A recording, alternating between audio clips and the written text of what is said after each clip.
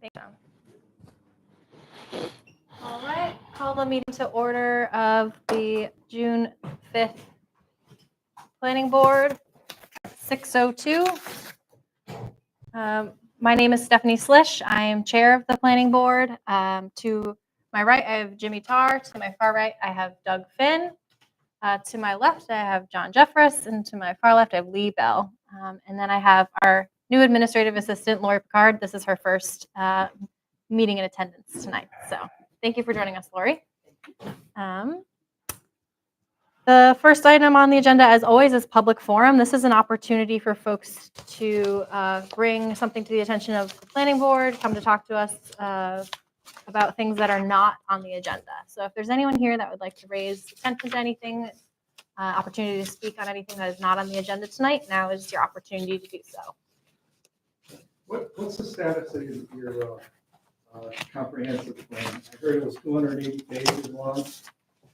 Yes, thank you. And just your name for the record for this. John Wilkes. Yes, thank you, John.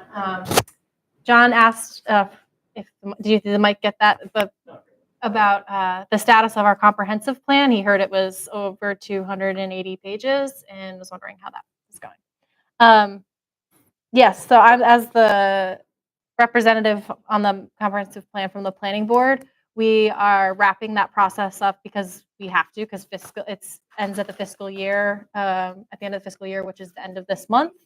So we should have a final product available to be brought before the planning board. It's probably at our August meeting.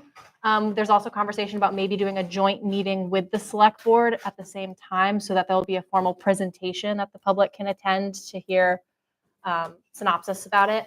But we've also have the draft currently on our website, hatfield2040.org. If anyone is interested in perusing those 280 pages are on there. There are drafts of all of the chapters are up on there right now. And then there's going to be like an introduction and like the part that most people will probably read is going to be around 50 pages. But if you want to read the full thing, it'll be probably close to 280. Yeah, it's a lot of pages, a lot of work went into it. We put more chapters than we usually would, but that is required by the Commonwealth. So, and I just wanted to give a response to that because it's important and something that's going to be on our radar probably at our next meeting or two. So, thank you. And then from that, it's going to be our job and everyone else in the town's job to move those things forward. Although a lot of the recommendations are going to fall on the planning board to implement, and a lot of them are related to our zoning. So yeah, thank you. Any other comments for public forum? Otherwise, we can close public forum and move on to the formal discussion on the site plan review for 0 West Street, the pickleball and tennis facility. Continued conversation. At our last meeting, we heard draft plans, and we have requested some more information.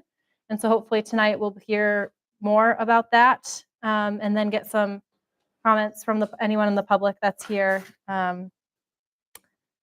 We asked for a lot coverage plan, landscape plan, to see some building designs based on our Hatfield design guidelines. Talked more about codifying the hours of operation, addressing the driveways in and out to address abutter concerns, and then looking at traffic and seeing what percentage of traffic increase that is, as opposed to just looking at number of trips. So those are the things that we were looking for. So we would welcome the applicant to come down and address those things and anything else that they have to share and from last meeting to this meeting. And for folks coming in, if you haven't already, please sign in.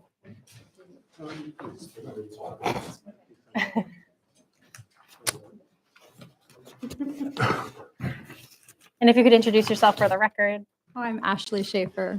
Patrick Roach. Great, applicants for the project.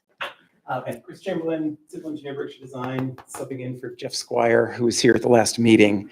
And so plan that we've got here with the exception of a couple of tweaks to the building that have been worked on very recently, matches what was submitted a few weeks ago by Jeff that addressed a few items that Stephanie had just mentioned. I apologize, the lot coverage plan was news to me. Yeah, I believe that was incorporated into the plan. That was part of the plan already. I know. I'm just reading from our notes from last time. So Great, you're right. no problem. So that's incorporated already. I understand there was an issue of a misprint on the planting plan, although some of that was discussed. And I know that was sent along to the board shortly after last meeting. And just to highlight, so this is the same plan that you've got in your packet in terms of planting. There's quite a lot of planting proposed in the front of this project, focusing on some larger trees along the street frontage. There's sycamores proposed there that will eventually get quite large. And then a mix of some evergreen trees, understory trees in critical locations. There's a line of shrubs to the southern edge of the driveway here to try to screen from traffic approaching from the south, extending off of the existing sort of heavily wooded area on the north. We've got a couple of those street trees in this location, as well as 3 of them located in the front area, which are also associated with the large rain garden that we've got, sort of a vegetated area that's a good 30 or 40 feet wide. And then heavy planting focused around the driveway entrance, as well as the front of the building to try to soften the front of that architecture there, and more cluster of some of those evergreens and trees on both sides near the edge of the driveway here. So if there are specific questions on the plants, I will do my best to answer them as the engineer, not the landscape architect. Yeah, I have but a that was question about, are included. there power lines on that side of the road or are they on the other side of the road? Yeah, so we've got the power lines shown on the plan on the far side here. Okay. So those larger trees are not an Those issue. Trees that end up getting planted underneath power lines. So that- Understood, yes. They don't look so nice 30 or 40 years down the road for sure. And I heard the board sort of discussing among themselves beforehand the traffic numbers. So the traffic report hasn't changed, but we did put that in context by pulling nearby DOT traffic counts for the state highway. Average daily traffic on this road is about 6,700 vehicles. And based on the projection that we've got out of the ITE numbers, we're looking at around a 3% of the total daily traffic on the street that's there already, to put that into perspective. A change that was submitted was a small realignment to the entry of the driveway to try to tuck that in as close to the parking lot as we can and increase the offset between that and the opposing residential driveway on the other side of the road. Aside from that, the only change that's reflected on this board I have here that may not be in the plans you've shown there is that Dan Bonham and his folks at Douglas Architects have been doing a lot of thinking and working with the front of this building to see how we can improve that in response to some comments. And so what was previously sort of an entry portion of the building and a separate patio area has been merged together, and that's reflected on this plan here. I'll let primarily, my goal here is to just sort of update on what we've done in the past couple of weeks, but mostly to turn it over to Dan to talk about the building, because I know that that's we want to have a good discussion about that and some of the work that's gone into that. So before I sit down, any lingering questions at this moment on the exterior items before we talk about the building itself? Since you mentioned the relocation of the driveway, first of all, the alignment does look better. The decision to use 2 driveways onto Route 5 and 10? Because of? Yeah, the secondary driveway here is to get a straight shot in for waste removal and service and trucks.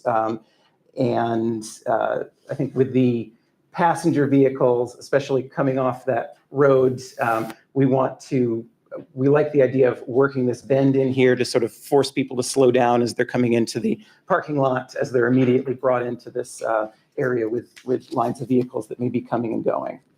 So in other words, a trash truck coming to empty a dumpster or canisters or whatever will stop on Route 5 and 10 and we'll back into that long driveway? Yes. Thank you.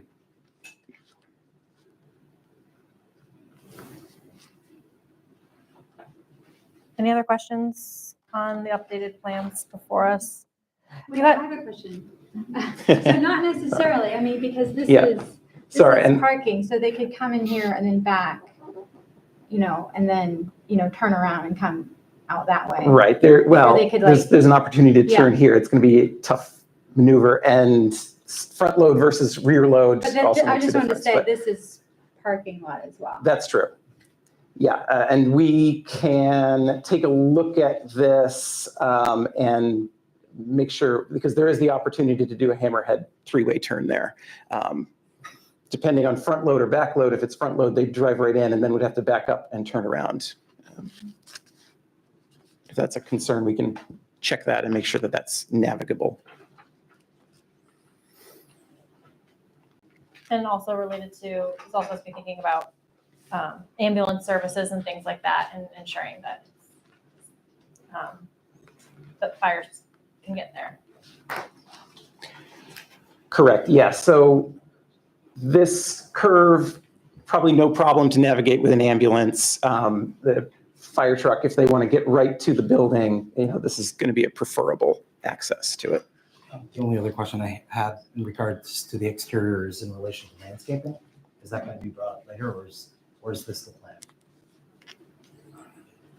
Yeah, so this is the planting plan that was also submitted earlier in And then the. yeah. Okay, thank you. I also, Doug, I forwarded your questions along that you sent. Yep. And I'm curious to hear the answers. I don't know if you saw those, Chris.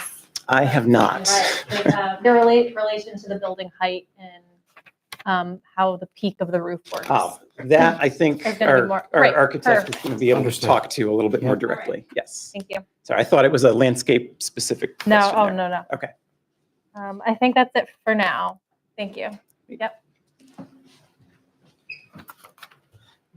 Okay, That's so switch these around. So based on well, I'm going to introduce myself first. Dan Bonham, still Douglas Architects in Northampton. Thanks for reviewing our project tonight.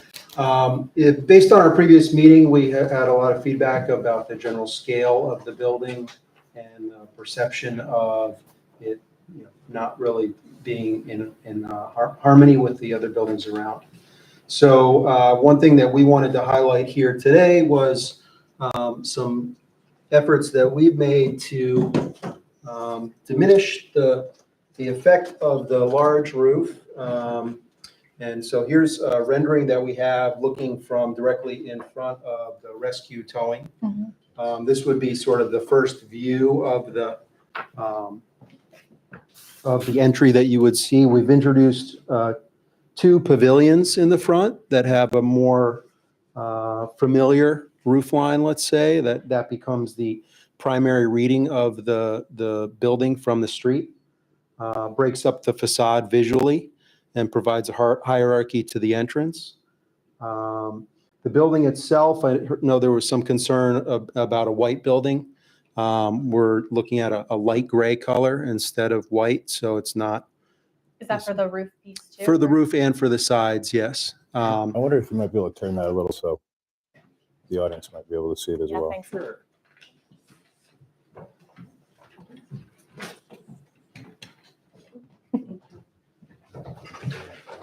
It's also enough for us to see it too. It's like that balance. Maybe back this. I'm going to see it for the rest of my life. That's okay. Thank you. All right, I can also,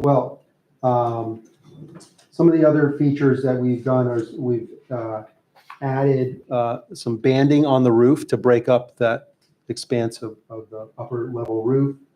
And we have two different scales to those pavilions in the front so that it creates a little bit of a variety. It's not just one big massive entrance. So this is the view there. You can see that the ridge line, although it is 35 feet, 34 foot, 10 and a half, to be precise. The viewing aspect from the street is diminished by these gable ends that we're introducing on the front, which become higher. From an angle standpoint, they actually sit higher. Those are at 27 feet. And you can see that it's set back far from the road, so from this angle, actually, the rescue towing is higher. And here's some elevations of the front, so you can see rescue towing here at the street, and then the roof. We're breaking up the roof line with these vertical elements, and the facade and the gable end as well. The other view that I have here is from the north, looking down to the south, driving. This is sort of just as you get past that group of trees. And you can see it sets back pretty far from the road, so it's not imposing.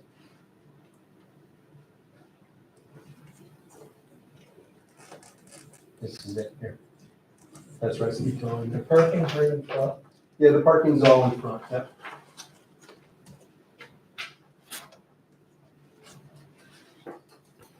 I know there were some questions about the buildings at night, if it would glow. That's not the case. You may have seen some other buildings that do. Sometimes the tennis bubbles that you may have seen. Those are one layer of a PVC cladding. This is two with insulation inside. So there's no light transmittance through the roof or the walls. Okay. We may have some small areas of windows on the side, but no glowing building in this case. So the roof structure will be completely opaque. Oh, yeah. Yep. Yep. Okay. In fact, we were looking at doing some daylighting, trying to get some light in the top, but in order to be continuous with the building envelope, that wasn't feasible. So there's it's two layers of thick PVC and insulation, so there's no transmittance.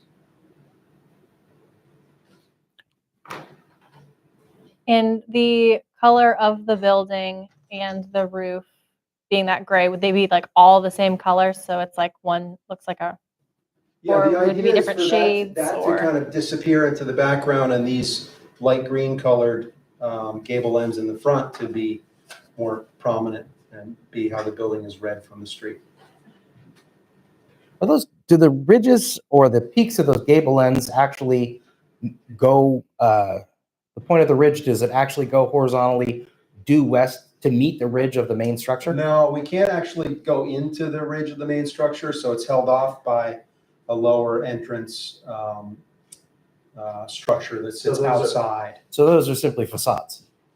They're pavilions, so they're actually functional areas outside that give area to collect before and after games. What's the depth of those quote unquote 20 feet. pavilions? 20 feet. So in other words, it's a roof structure that standard pitched roof structure Yep. 8 to 12, that's estimated 48 feet across, Yep. 20 feet deep, Yep. and then it ends. Yep. Okay. But the peak of those roof structures will be the same height as the peak of the building. It's lower. It's lower. So on that perspective, and granted it's perspective, and I understand that, but on that perspective, they show as more prominent Yep. than on the standard Yeah. elevation that you're showing, the eastern elevation, which Yeah, you're showing the because lower drawing. aspect of, looking up. Sure. And the eye level here is at 5.5 feet. assuming like a car? Right here, looking up at the peak. Can I look at the other image one more time? Yep.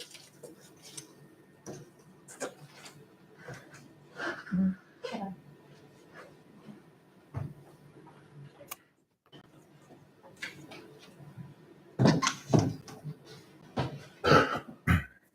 Does the board have any questions or comments on this piece?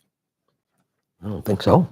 I appreciate you reading and looking at the Hatfield design guidelines. I know these are new for the town, which is exciting, I think, in that we have something to recommend, something to for an applicant to go off of instead of just, or saying make it look nicer. Yeah, it was helpful. Yeah. Yeah. Thank you. Any other comments or questions from members of the board? Otherwise, we can ask if there's any comments or questions unrelated to what's been presented from members of the audience. Any comments?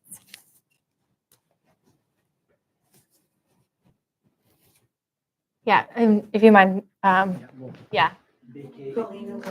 Yep. You mean moving up so we can get you on the mic, please? Thank you. Specific comment or question about the outdoor lighting for the racquetball and tennis ball courts, please? Okay, yep. Clarification, we're not talking about outdoor courts, correct? No, yes, So the outdoor courts are now part of this application. they were always a part of the Always have been, application. right. They may not be constructed, but they're part of the plan that we're. So approval of this would mean that they would have full permission to build those outdoor courts. If that's what we choose That's- to approve. It's in front of them. I was And not under that impression. Have we not heard the last meeting that there's no plans for lighting for outdoor courts? That's correct. Yeah. That's what we were told last meeting. Right. And that besides just like emergency lighting, there would be no like Spot lighting in the parking lots or things like that, correct? Or there was going to be lighting in the parking lot? There was. Downward facing lights in the parking lot. Right, and as with any typical commercial property, we have those on timers. There'd be no reason to be on when the building's not occupied.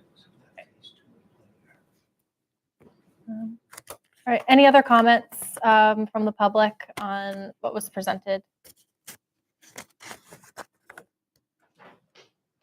One of the other things that we asked is to clarify a little bit about your hours of operation. I know that there was a question like, oh, this time to, yeah, maybe this time, that time, but I think it would be helpful and something that we may reconsider putting in a condition, especially if we're considering outdoor.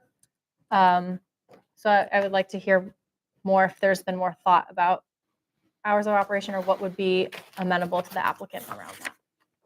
Certainly not later than 10 PM if demand dictates.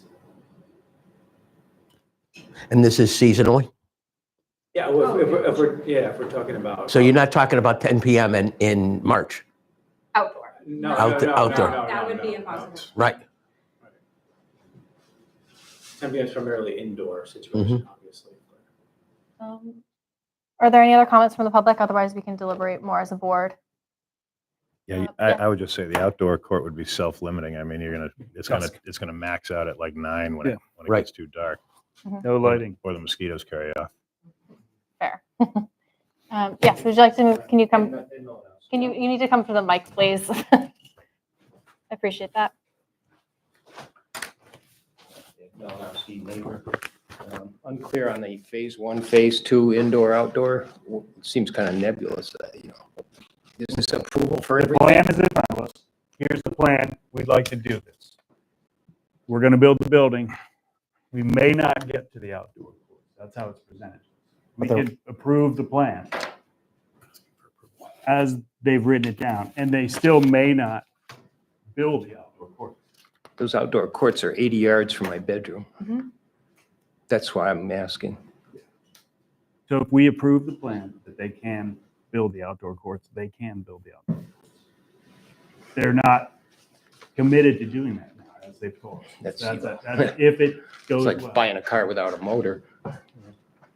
Yeah, and they would have to legally build them within 3 years. Otherwise, they have to come back. Otherwise, yes, they would have to start building them within 3 years. Otherwise, they'd have to come back to the board anyway, due to our bylaws. Well, our bylaws say 5 years, but the state law is 3 years. So state law would supersede that. Any other comments from the public? Yes. Hi, Helena Wilkes, 277 West Street. I may not have caught it. What are the hours of operation, please? So at the previous meeting, they said sometime between 7 and 8 in the morning, and they would like it to be no later than 10 p.m. Okay. You got a hard 10 just now. Pardon? No later than 10 p.m. Thank you. Yep. And yeah, and sometimes with these applications, like we don't restrict hours of operation, but I feel like maybe given circumstances, especially if it's outdoor, it's something we maybe would consider because other outdoor types of businesses we have put Time time restrictions on. restrictions on. I'm thinking like Black Birch, for Right. example. I do remember the chair asking what would be the peak hours during the weekday. Did we hear that today? I think The specific peak hours of the day. that they would anticipate having the largest number of Yes. people. Yeah, because peak hours is referenced with the traffic in the traffic study. Yeah, thank you for bringing that up. Is there? Yeah, I'm looking at, is there a response there? 5 to 8 p.m. is the, Yeah, after work exercises, yeah. And the weekends, the same hours? the weekend's a little more morning, afternoon centric. Usually like between 10 and 3. It's pretty steady. So peak hours on the weekends are from 10 a.m. to 3 p.m. Well, That's obviously- They're trying to predict, right? Yeah. Trying to predict. Mhm. You don't know, right? Yeah, I just remember you asking for that information. Okay, thank you. Any other comments from the public?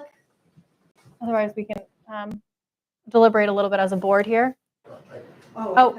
Yeah. Oh. Concerns. Okay. Yeah.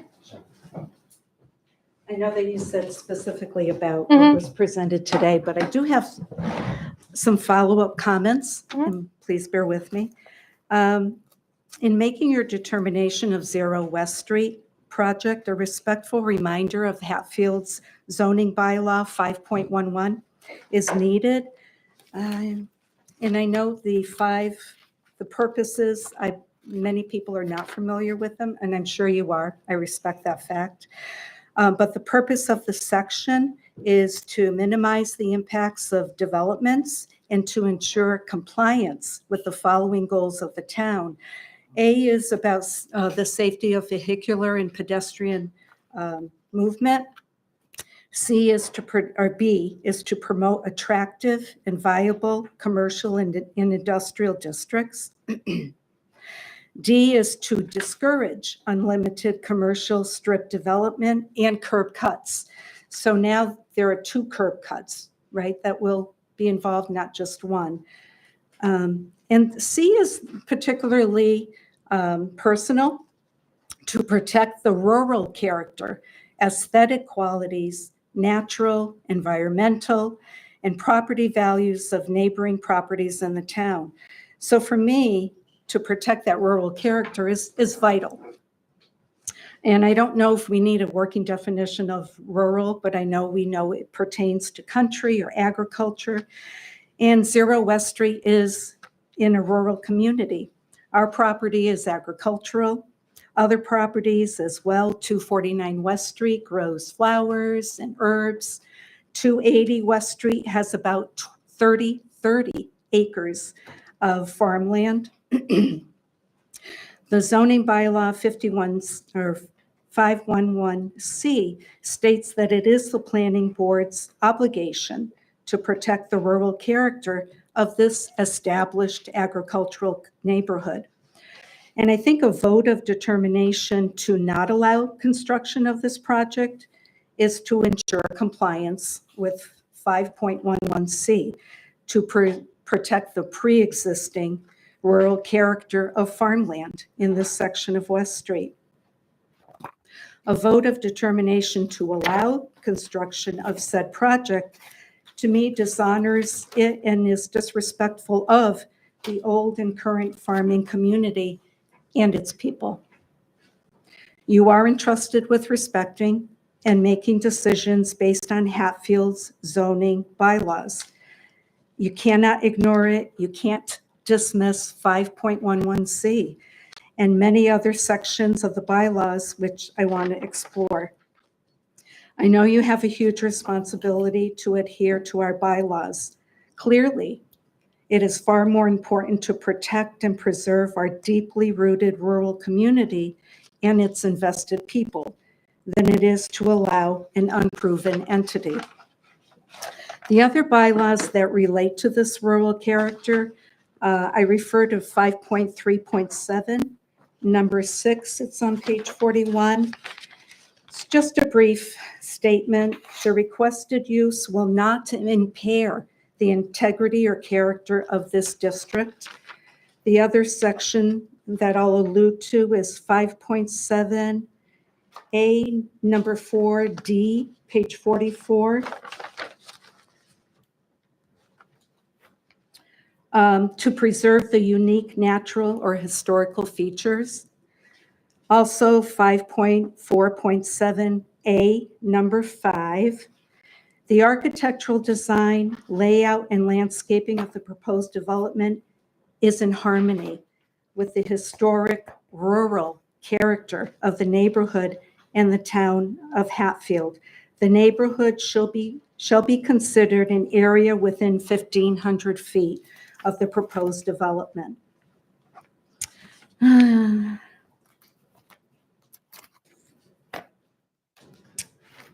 So we've lived at 277 West Street in our modest ranch for 44 years. I feel grateful that our house is a peaceful respite. I feel very grateful for what we have.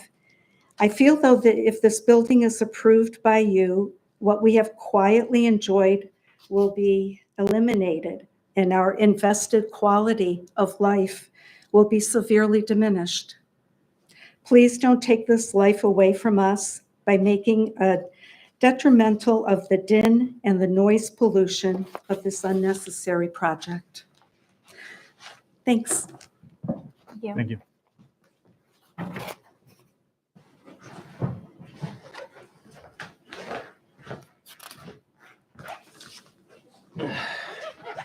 Just a couple words before I descend into a fusillade of obscenities.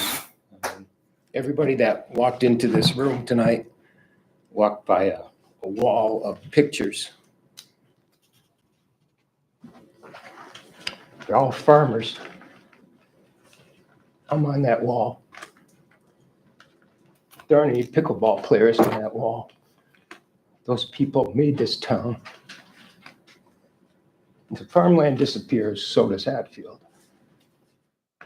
You've got the pen. The question is, do you want blood on your hands when Hatfield is no more? That's it. I've had it.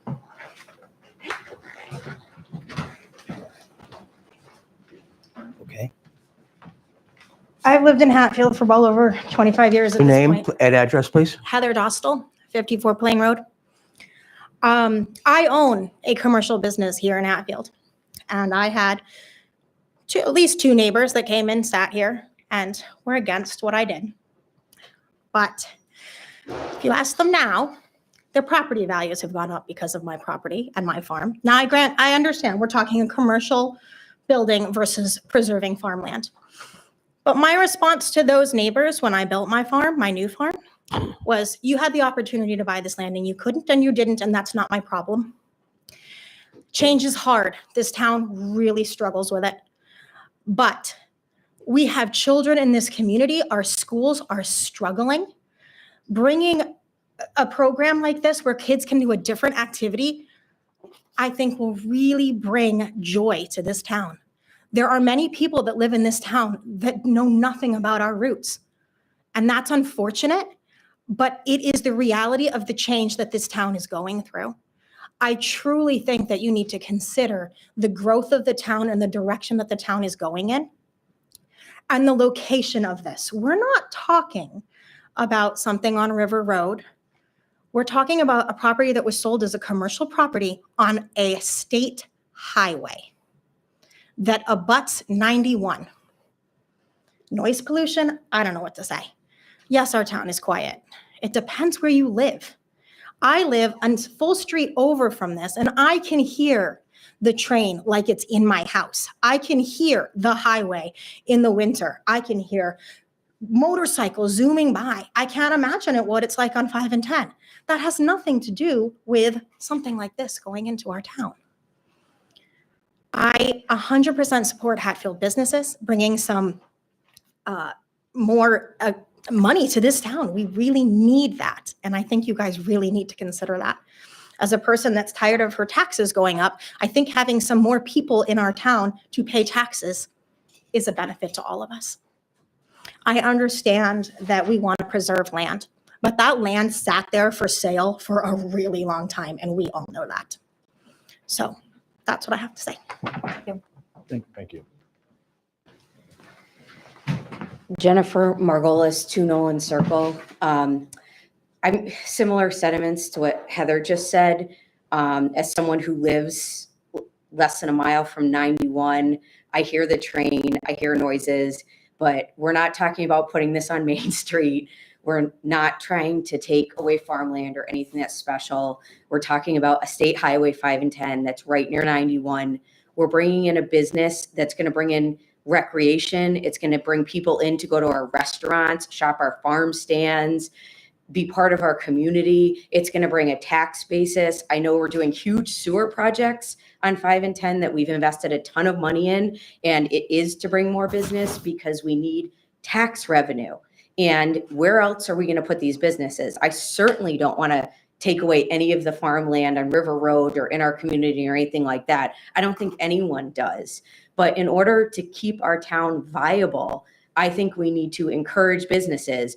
And I'm just glad it's not a marijuana shop or another CNS or a shipping center for Newell or Yankee Candle or whatever, and that it's going to be a very nice tennis club, hopefully with a restaurant or a cafe. It's going to let people do recreation. And as someone who plays tennis, and everyone keeps saying pickleball, because I know there's a lot of confusion with the pickleball with the, I think, community preservation funds that could be used. This is different. This is a private business. It's going to bring tax revenue, and it's a tennis club.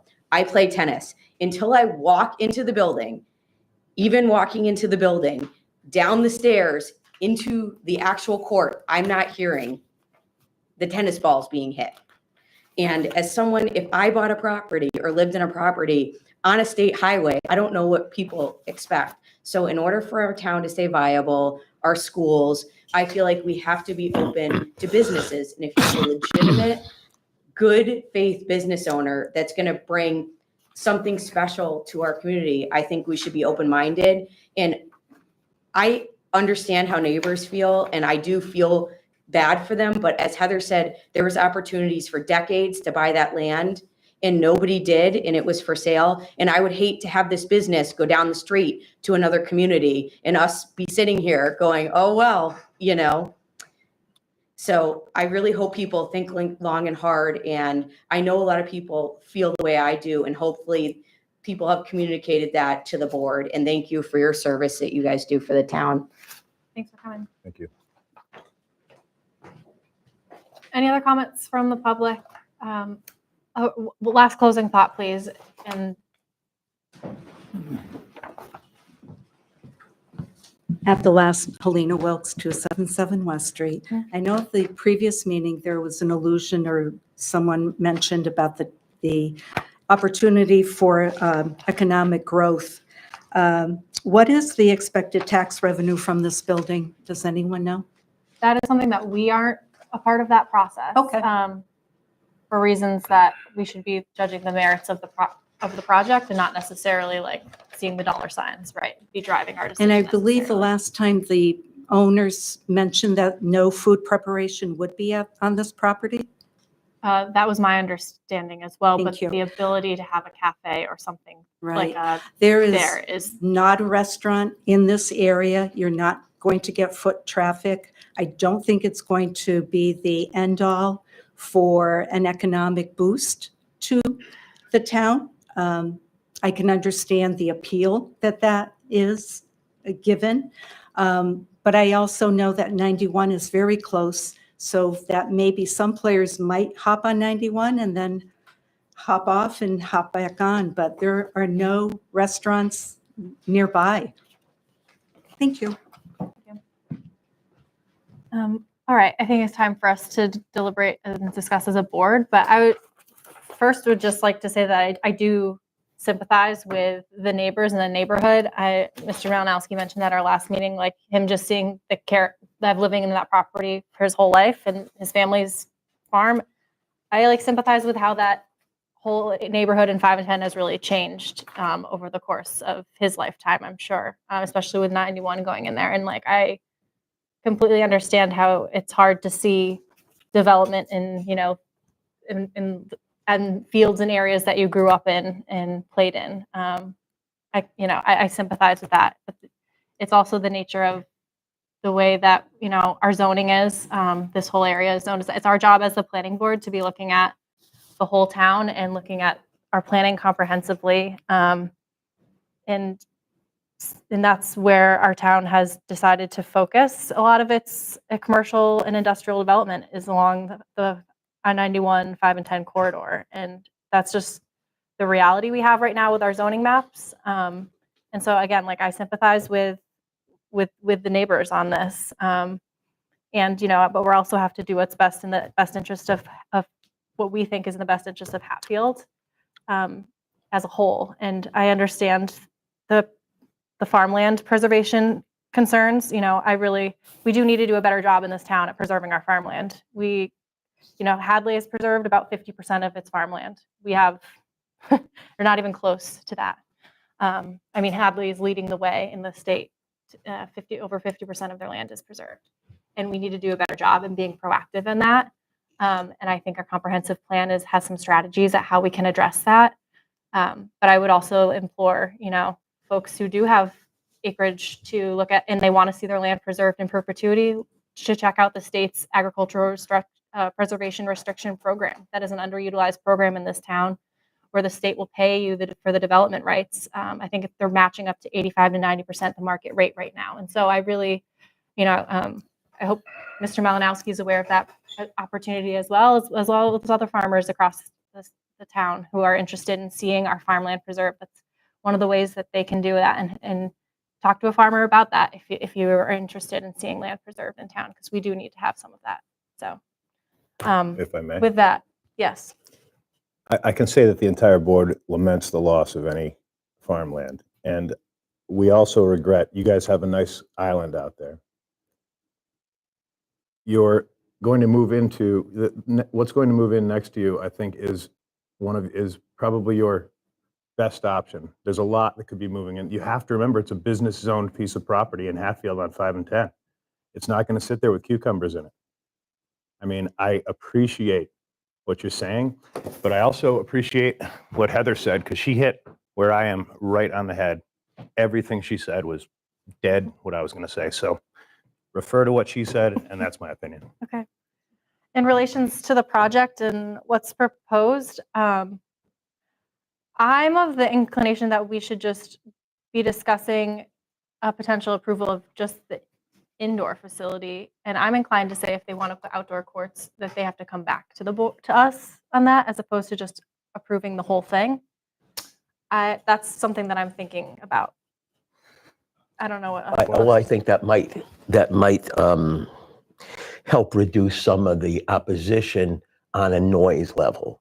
I mean, I think people are worried to get boink, boink, boink, boink, boink, boink back and forth till 10 o'clock at night on summer nights. I could understand that might not be pleasant. So I think breaking the two out, and maybe That's just an option that we have. Right. And I think that maybe if we break the two out and see how the first half of it performs, as far as the neighbors go and as far as the traffic goes and as far as the money goes, and then see if it's appropriate to advance the outdoor courts. I don't know how, yeah. Got Doug? I don't know if you want to defer to somebody else. I have actually several questions, so. Okay. Does anyone else? I want to know how long the land was for sale. Anybody know? Is anyone aware of how long? Do you know how long the land's been for? How long? Years? Okay. And correct me if I'm, Yeah. and correct me if I'm wrong, but the choice whether or not to conserve land or restrict its use for agricultural use only has to start from the landowner. The owner. So the owner of the land always had a choice to preserve that land as agricultural use only in perpetuity. And they had 8 years with a for sale sign in front of their property to do that. Or for somebody else to do that. Well, the town could have proactively taken some of its CPA funds? CPA funds, thank you. trying to remember the acronym, could have taken some of its CPA funds and offered some money to the landowner in exchange for a permanent conservation restriction. Keep it as agriculture. The town didn't do that. The owner didn't opt for it themselves. There it is. There are several Yeah, go for it. questions and concerns. Been going back and forth between the plans that we have in front of us, the 11 by 17, the plans that were presented in photographic renderings tonight, and also the zoning bylaw in terms of requirements for basically site criteria that we're supposed to be looking at. I make note of the fact that I think they're called orthographics, the elevations presented in the 11 by 17 do not match what we saw in the more photorealistic renderings. I also note that the photorealistic renderings don't match themselves, that the different images that we see there are slight differences, which are, at least it looked that way. And I guess that was explained a little bit, that the image shown in the above that we see right there is due to perspective. I have, both of these are taken from, this is taken from eye level farther north on 510. No, I know the location. That's fine. Yeah. It's, I would like, They also said that these were not accurate anymore. okay, Because so, they were so that'll be one of the first conditions I would ask that we put on is that a final, as-built set of plans be presented to the building inspector prior to issuance of the permit. They have to do that anyways, but it should be presented to the planning office for permanent storage. So that would be, this elevation here is updated to reflect what's in. That elevation. Yeah. Yeah, okay. And we're happy to submit that. Okay, the plan set, the cover of the plan set lists a panel LC 131 planting plan. That's not in this packet. Which, I'm looking at the cover sheet of the plan set that we have in front of us. LC 131 planting plan, and I don't think we have that. Unless I missed it.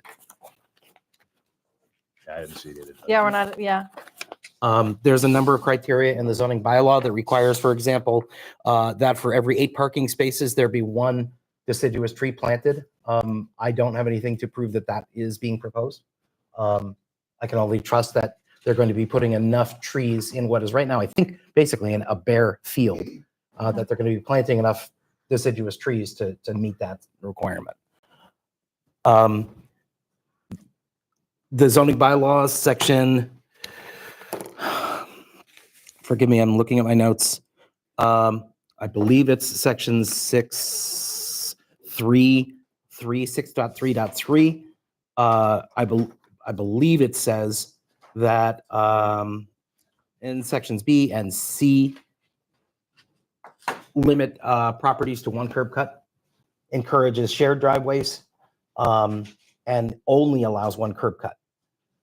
So I'm trying to reconcile that with the fact that either the fire department or someone has asked for 2 curb cuts onto this property for access when our zoning bylaw doesn't allow it. Are we granting special permission for that? Are we asking them to get a statement from the fire department that says, I need 2 accesses to ensure fire coverage?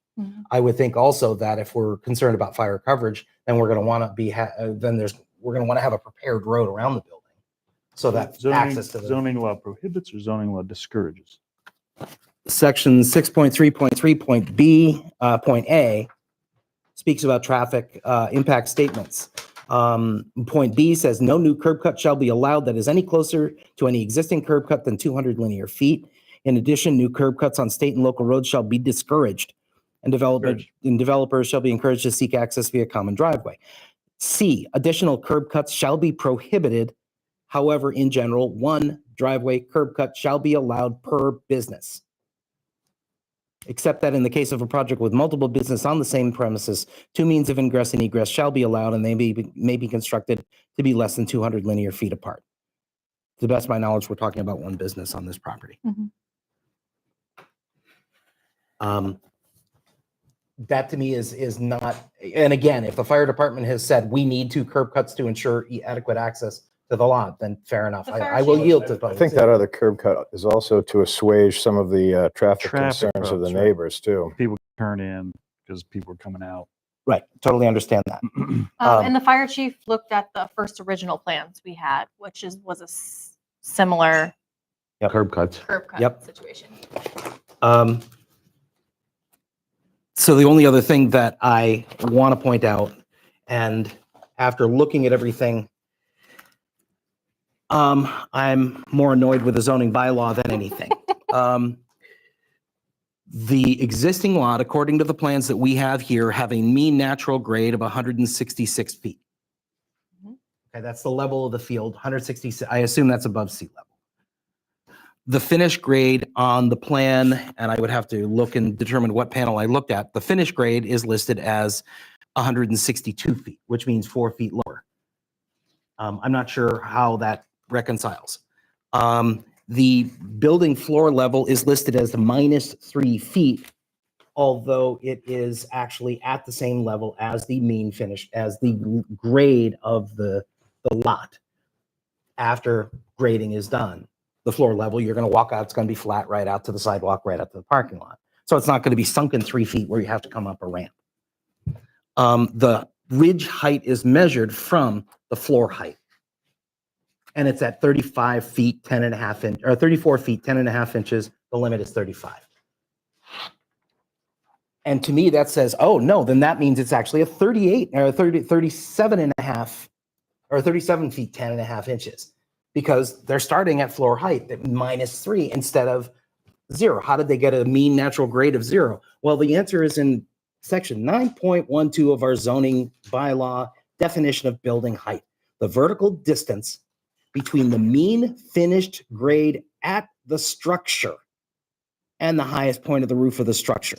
And because they're proposing to grade up 6 feet around at least 50% of the building, that means that at the four corners of the building, the mean grade, the average grade, 3 feet. is 3 feet higher than actually the grade of the lot. Right, because That- my understanding, they need to meet tennis requirements. It needs to be dug down. But it's not going to be dug down. That's gonna be The level. floor is going to be level with the lot. And the ridge, Oh, so if you then- measured from the lot, will be 37 feet, 10 and a half inches above the level of the lot. But because our zoning bylaw just measures It's it above the from the mean. four corners Mhm. and the average of the four corners. Yep. This is, yeah. This That's our bylaw, this so. means in another situation, in another hypothetical, if I've got a slope like that Mhm. and I set a building into that slope, the mean natural grade is halfway between the lowest point and the highest point. Yep. So that means on this side of the building, I can go up 60 feet, provided I've got 30 feet of Mhm. rise there, something like that. That's our bylaw So- issue, unfortunately, right? Yeah.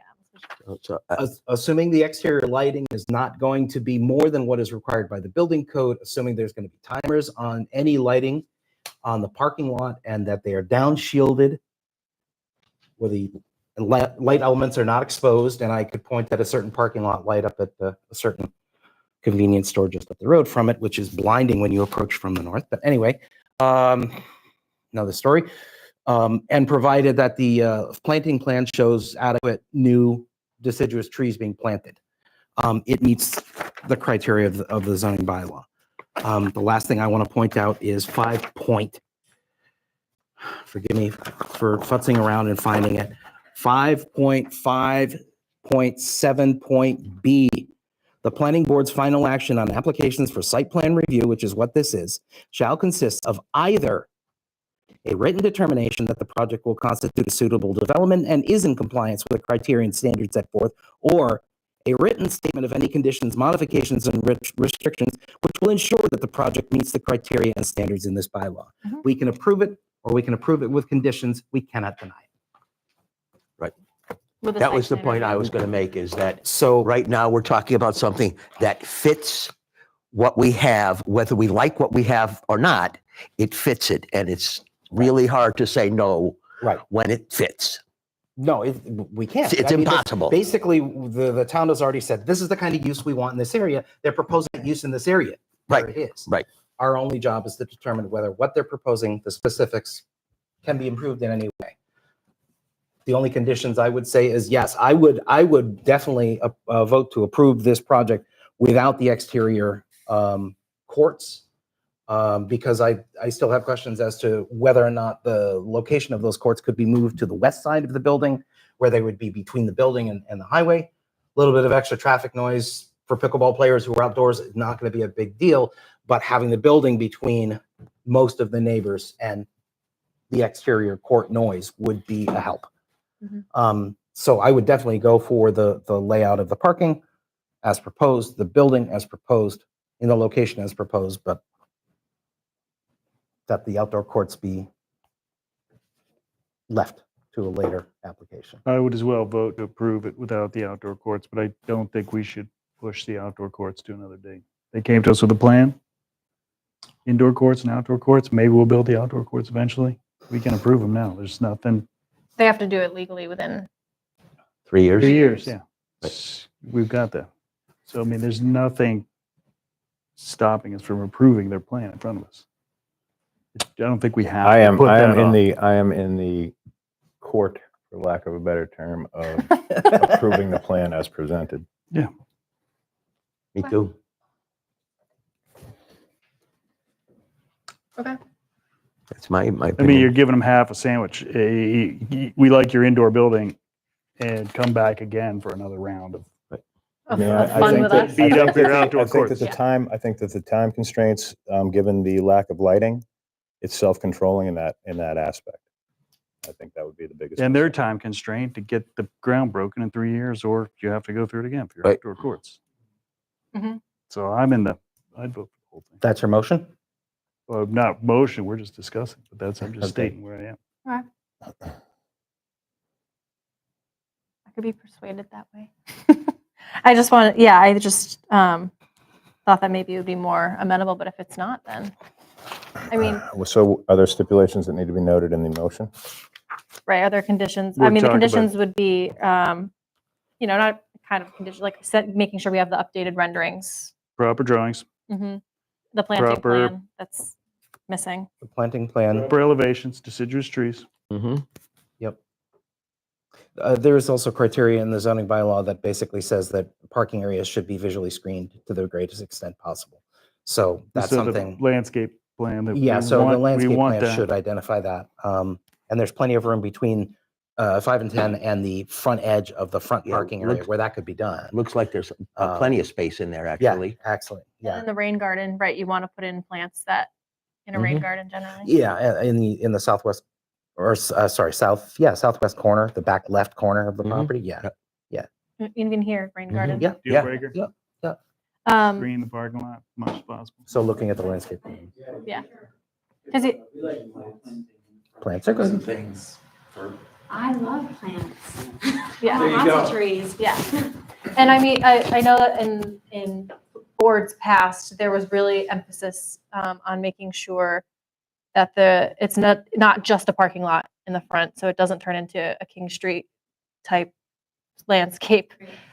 Looking at like RK Miles and what they've done to screen their parking lot, or Stiebel Eltron, they are both really, really great examples of using the landscaping in a way that's very visually appealing and not just throwing stuff there to.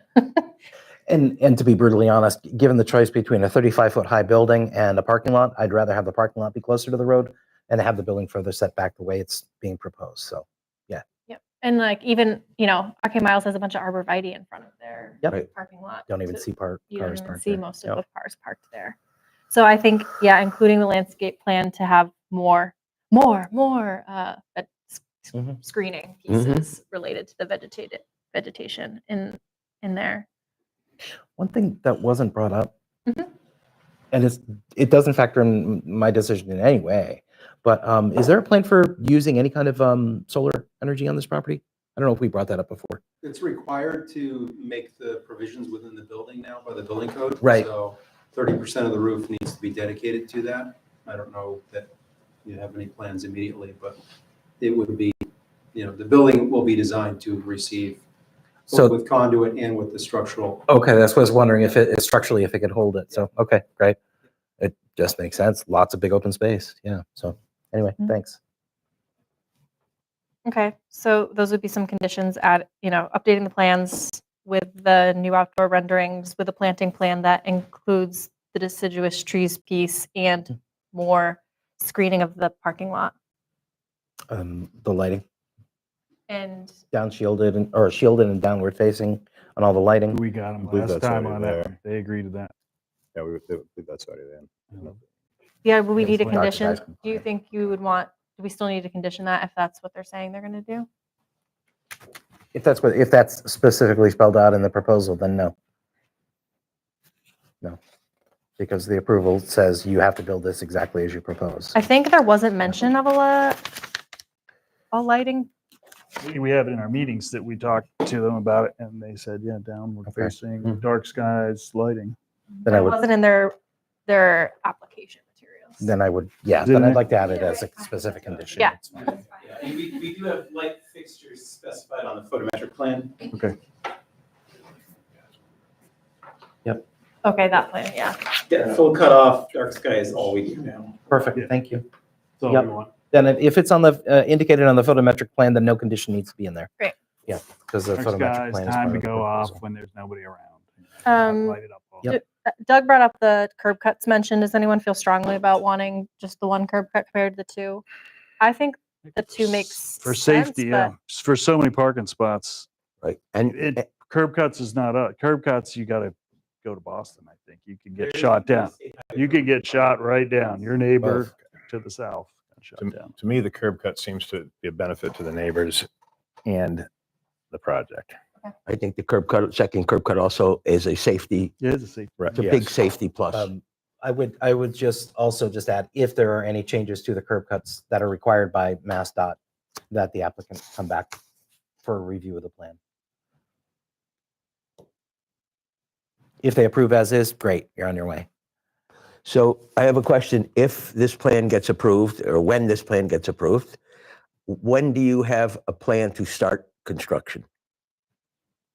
I'm not sure exactly. Sometime this summer, we would file for a permit And start site work. Duration of construction? Probably 6 months, roughly from when we start till when the building is up, and then the interior, maybe another 4 months, 3 or 4 months. Okay. Thank you. like a year from now. Yeah. Okay. Any other thoughts on conditions or anything? Otherwise, someone capture all those because I did, but I don't know. Kind of can't make the motion. So you can't make the motion. You want to grab those, John? Oh gosh, they're bad. I notes. just They're- have elevation plan and planning plan. And if the curb cuts don't get approved from DOT to To come back for a revisit of the. plan. Right, any change of the plan requires I move we approve the plan with those three conditions. second. any further discussion? Nope. All in favor? Aye. Aye. All right. This project site plan review is approved for 0 West Street with those conditions. We should have that written up in the next couple, probably by the end of the week and signed, I would imagine. And filed with the town clerk. Yeah, will work. Thank you. Welcome to Hatfield. Well, maybe in July. What was the last thing? Oh, curb cut, curb cut. Yeah.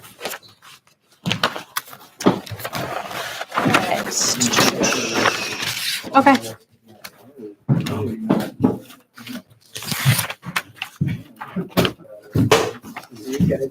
We'll take a quick recess.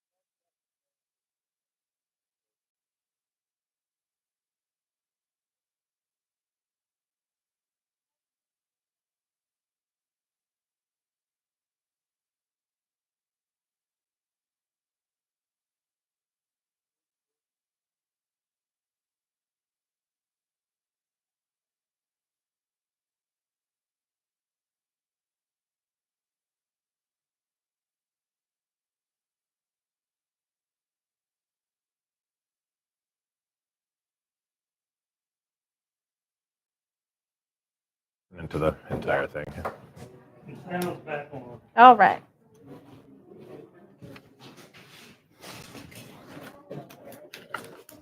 Are we allowed to talk about this or not? Are we back on? All right. Thank you for holding us. Break. Wow, we're back from our break. Thank you. Next item on the agenda is board reorganization. We just had an election between the last meeting and this meeting. Congratulations to Doug and Jimmy for Doug being elected to serve out the rest of his term, and then Jimmy to another 5-year term. Wow. Let the minutes was- show nefarious. Well, I'm 74 now.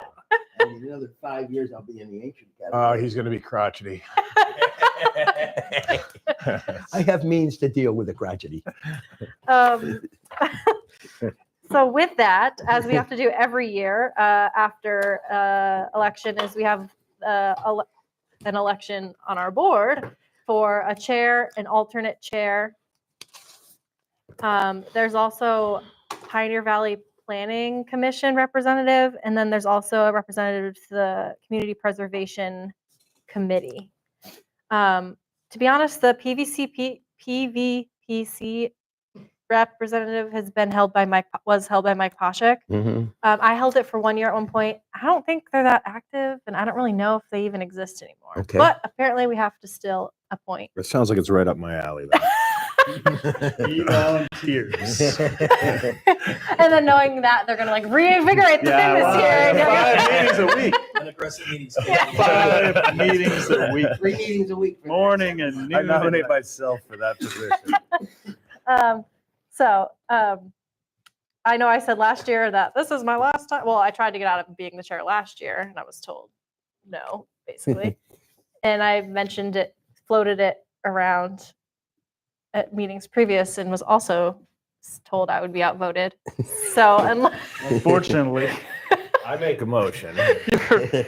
your soldiers love your leadership. I make a motion, if I may, yes. that we maintain the course as far as our chair and step chair goes. Step I think chair. they've both done Chair-in-law? they've both done remarkably well over the last couple of years.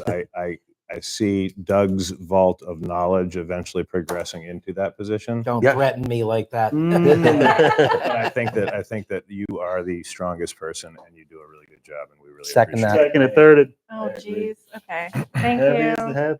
Where's the crown? I would also like to say that I think that Doug would be a valuable member of the CPC, as I have said in the past. He would represent the board to a much higher degree than I was able to.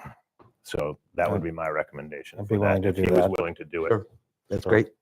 And I feel like it's most active in the winter, correct? Usually, yeah. There's kind of a season for it. It sort of gears up when they get all the applications, and then there's kind of a big talking through it and getting prepped for town meeting, and then it's. Understood. Yeah, because applications are due in like November. And it's also interesting because there's somebody from every aspect of town on the board, and I think it's a 9 or 10 person board now. So you really get a cross section of what's going on in the town. And you have money that you can actually give Right. away. That's always fun. Well, and I know that this And board, you have good ideas about how it can be spent, And especially in the housing. yeah, and I know this board has really been focusing on trying to find new opportunities for housing, affordable housing, capital A or lowercase a. So Yeah. I would carry that forward, sure. All right. So does someone want to nominate a slate? I think you just did, didn't you? Yeah. Oh yeah, that was it. I would like to Yes. nominate the slate as I just noted. Second it. Stephanie is chair. Jimmy is Jimmy co. Vice Pres. I'll do rep for CPC. BC. You'll continue as rep for PVPC. The other defunct acronym is me. Yep. There you go. John. Love John, it. step up. Love it. Whoa. This is well done. You guys are really running. You want the Situation. PVPC? Take it away from you. You seemed like you're really. I know. I into it. just thought it was the easiest thing. Yeah. So You just Joint volunteered for it, representatives. and the most. All right, let's go. Let's go ahead. Go ahead with it. Who seconded?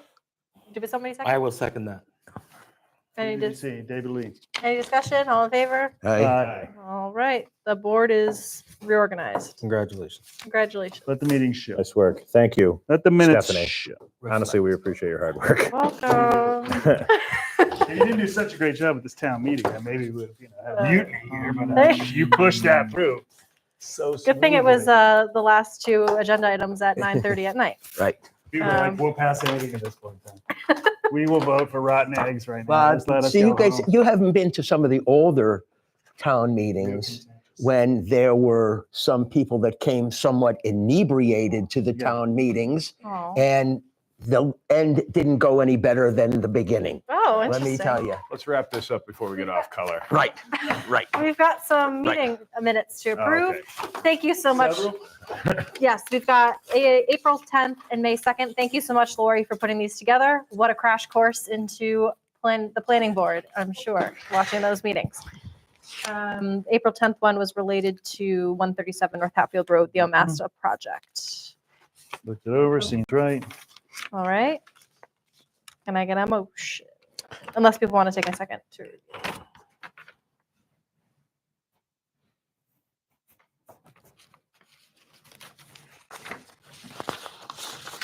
I move to approve. Second. Any discussion? All in favor? Aye. All right. All right, April 10th meeting minutes are approved. May 2nd. Really a lot of discussion at the May meeting. Very robust notes. Lori, thank you. Absolutely. Does this version include the slight typo corrections revisions? Okay. I just had a couple of them in the May 10. Minor, very small, very minor.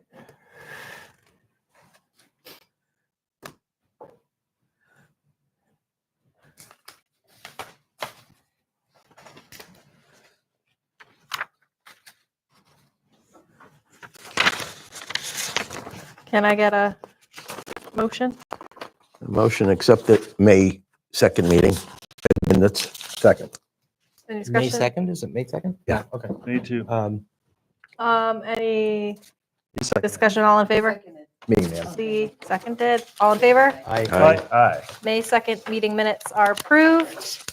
Our next scheduled meeting is August 7th. I would also like to say at our last, the last comprehensive plan committee meeting that we had last week, there was a conversation about potentially doing a joint, as I mentioned at the beginning of this meeting, a joint meeting with the select board to have the comprehensive plan committee present the comprehensive plan so that we would approve it and then the select board would ceremoniously approve it. That is what is. Is that, With we're a going to come sword, together like- at our August meeting? We like legally from like the state have to approve it. Mhm. Yeah. But as a town, we are ceremoniously having the select board approve it as like a. So they want Yeah. to come in for the last 10 minutes of our meeting, or we Either want to show up for the first 10 minutes of their meeting? I'm Yeah, either amenable way, to you. I think because this, I think it's the request is we're gonna have to go to the select Oh, board. see, since we have the power, we should make them come. Yeah. We should just hem and haw until they say, is everything okay? I think they only have one August meeting, and so it would like make them have a second meeting. But I also think it's going to be like, you know, like a half-hour presentation, maybe not half hour, but like of what, because this is also the opportunity to have this go to the public and having a presentation. So just stay tuned with your inbox for that. And then the only other update is that, yeah, and that won't be till August. So enjoy your July. I'm away the first full week in August. I'm out of state. Always. I'm out of state. Yeah. Same week. I'm boring. Zoom it. I can zoom. I might be gone in August too. Oh, geez. Vacation's supposed to be July. Come on, just plan your whole vacation We're schedule leaving in off July. of Yeah, this yeah, planning yeah. board Yeah, schedule, yeah, guys. Come on, sure. let's Didn't go. know. I didn't. We don't have any outstanding applications. There's nothing that's on the desk. There's nothing that's, Nothing in the works. unfinished This business was at a this lot. point? This was the bulk of the work Okay. that was going to be before us. Fair enough. So, and I'm sure there'll be things that crop up between now and August, that August meeting, but it's generally a slower time because the spring is usually the flurry, right, to Mhm. approve the Yep. things so people can start building. So we'll see. And I also want to say that there was 2 applicants for town planner that are being vetted, and so we'll have to discuss, because it wasn't a non-agenda item on how we want to proceed with that outside of this meeting in a different format. So, but it looks like by our August meeting, we will also have a new assistant town planner, which is exciting. And it's going to be 13 hours a week. That's great. Great. Cool. Because CPA money has also come through to support some of that. Nice. Yep, and they're supporting us and Conservation Commission. So it would be split that way. Nice. All right, with that, I make a motion, we adjourn tonight's meeting. Second. all in favor? Aye. The June 5th planning board meeting is adjourned at 7:19. When are we on next?